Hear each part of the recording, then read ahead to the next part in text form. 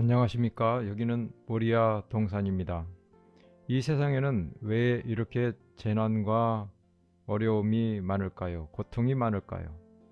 하나님이 계시고 하나님이 사랑이시다면 왜 이 세상에 이런 고통을 보고만 계시는 걸까요? 문제는 하나님께서 그러한 것들을 좋아하시는 것이 아니라 사단이 그러한 일을 하고 있다는 것입니다. 사단은 하나님을 대적하는 자입니다. 오늘은 사단의 정체에 대해서 여러분들과 말씀을 같이 나누도록 하겠습니다. 우리가 사단을 알아야 사단을 대적하고 참된 평화와 행복을 찾을 수 있는 길을 발견하게 될 것입니다.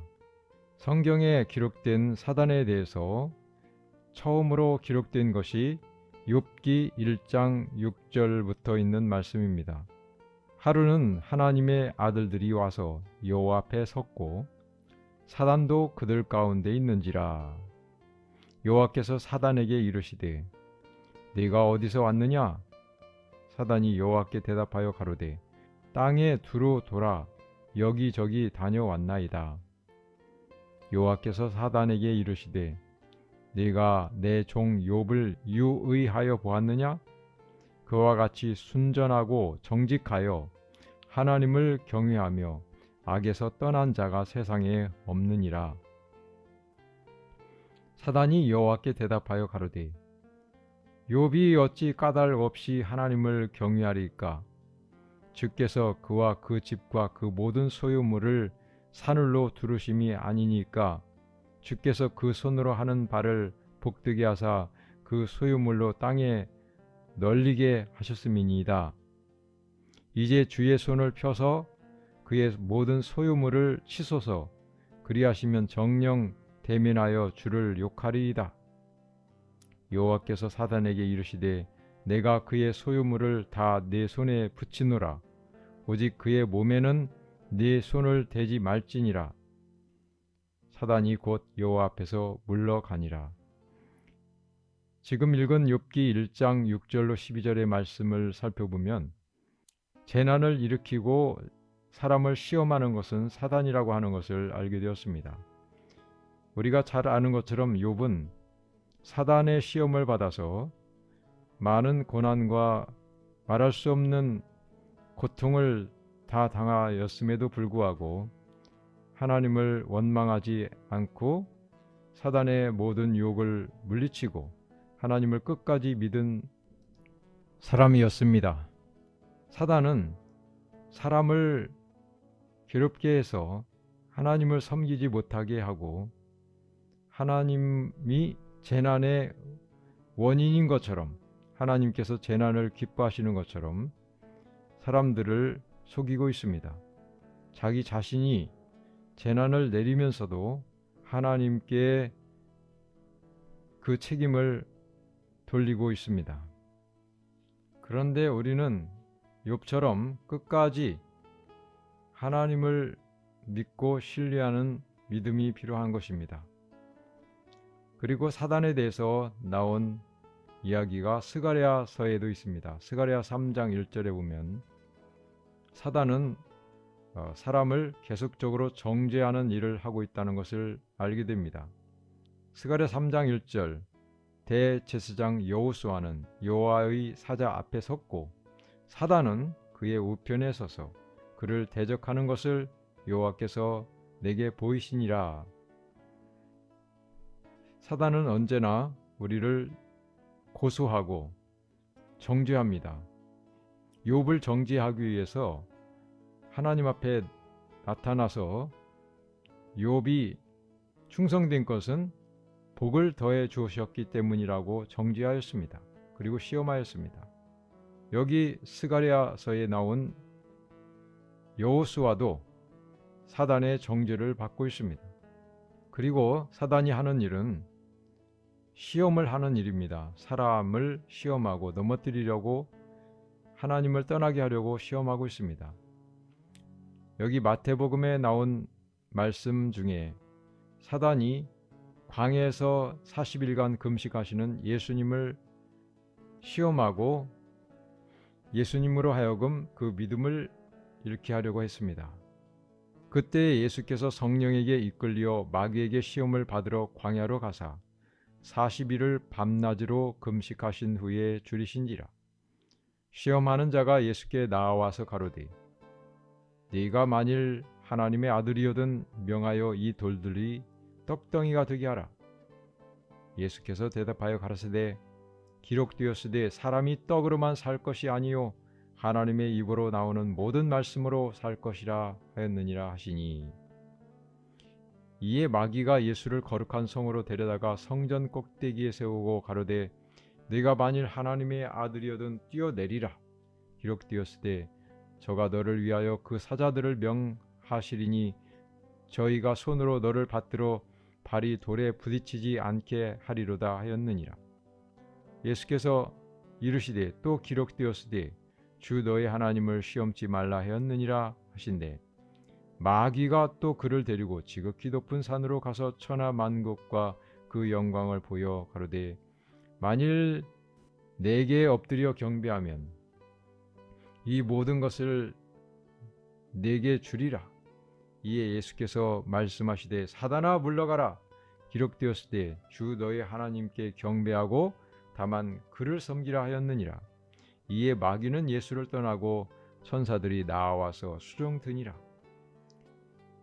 마태복음 4장 1절로 11절에 있는 이 말씀을 읽을 때에 사단은 예수님에게까지 시험을 걸어서 자기를 경배하고 하나님을 떠나 자기에게 순종하게 하려고 시험하였던 것입니다.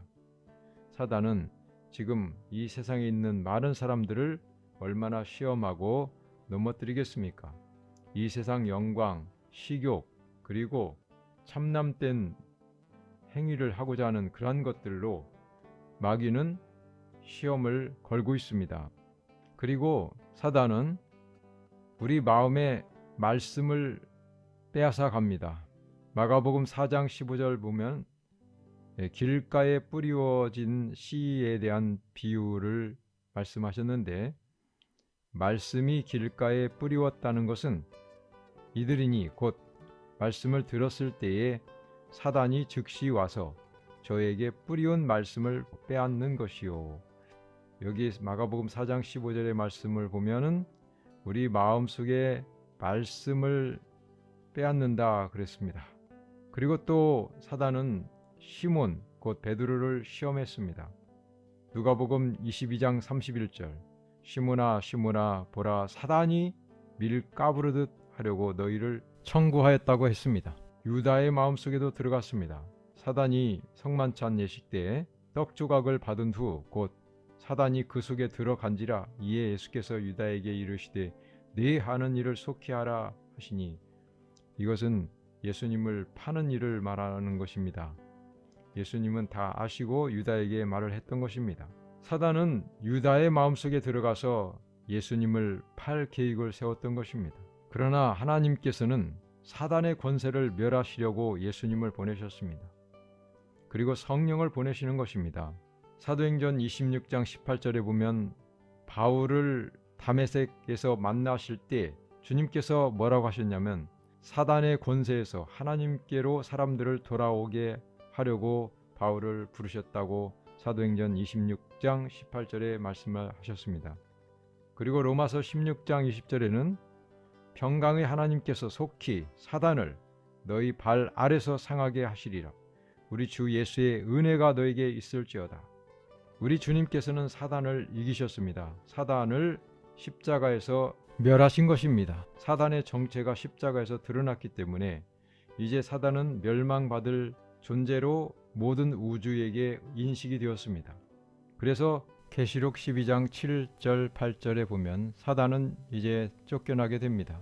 사단에 대해서 조금 더 보겠습니다. 고린도후서 11장 14절에 보면 사단도 자기를 광명의 천사로 가장한다 했습니다. 아주 순결하고 멋진 천사로 가장해서 우리에게 나타나기도 합니다.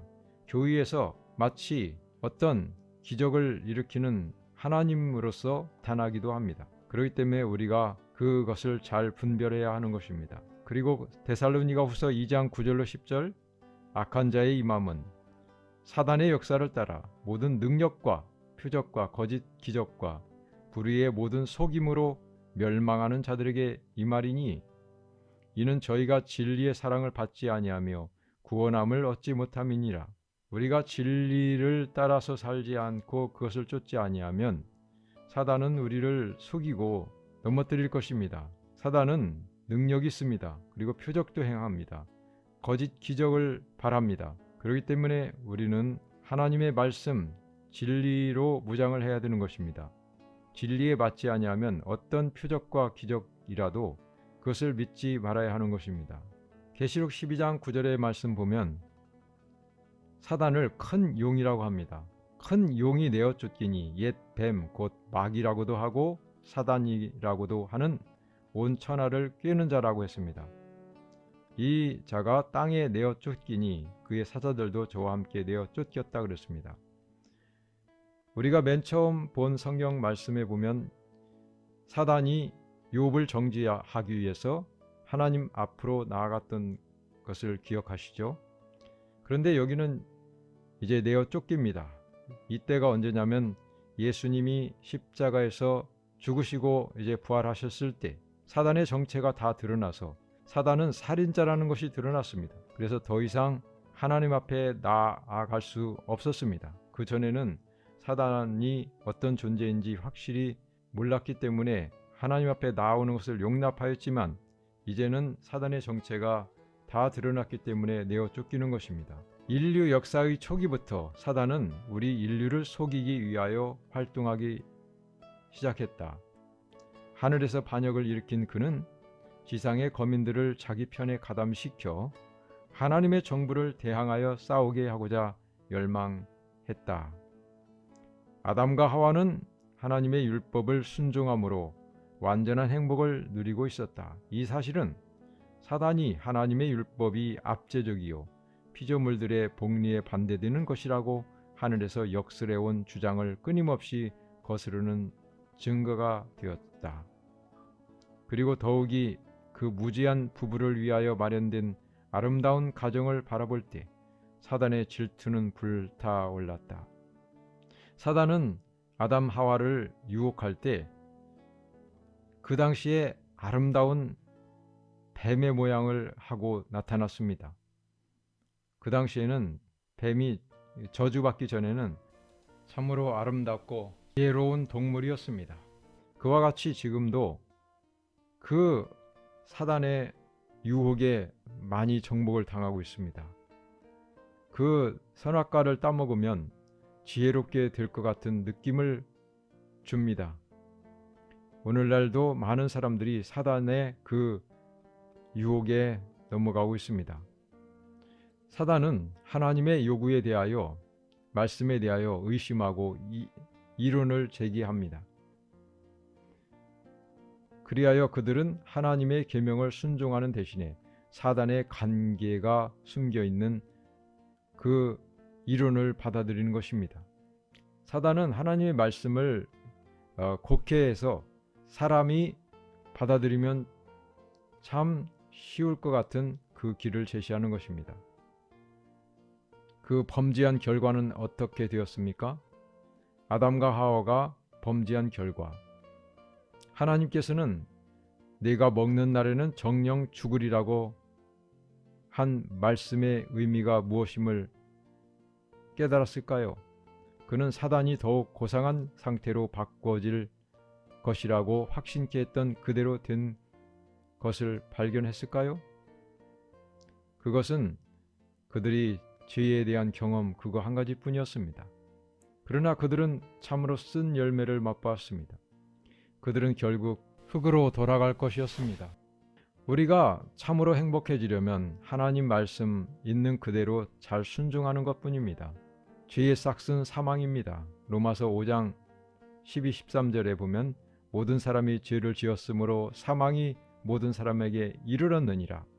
사단의 말을 듣는 것은 결국 사망입니다. 하나님의 계명을 지키는 것만이 참으로 안전한 길입니다. 오직 그리스도를 통해서만 불멸을 얻을 수 있습니다.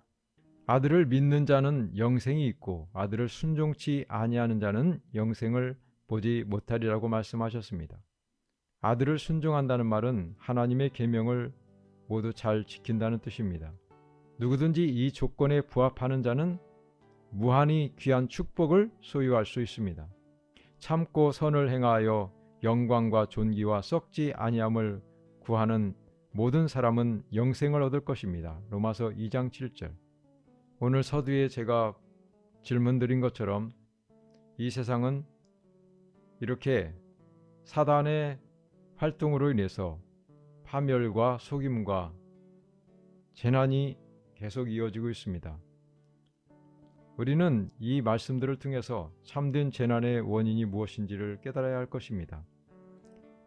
사단은 아담 하와를 속이고서부터 재난이 시작되었습니다. 지금도 계속적으로 더욱 저주가 증가되고 있습니다. 노아 홍수 때에도 이 세상의 범죄로 인해서 저주가 더 심해졌습니다. 점점 갈수록 재난은 더 심해지고 있습니다. 결국 이 세상은 불로 멸망될 때까지 파멸될 것입니다. 오직 하나님의 계명을 충실하게 지키고 그 말씀에 따라 살고 하나님을 사랑하는 사람만이 살아남게 될 것입니다. 우리는 어느 편을 선택해야 할까요? 사단을 섬기고 멸망으로 들어가게 될 것입니까?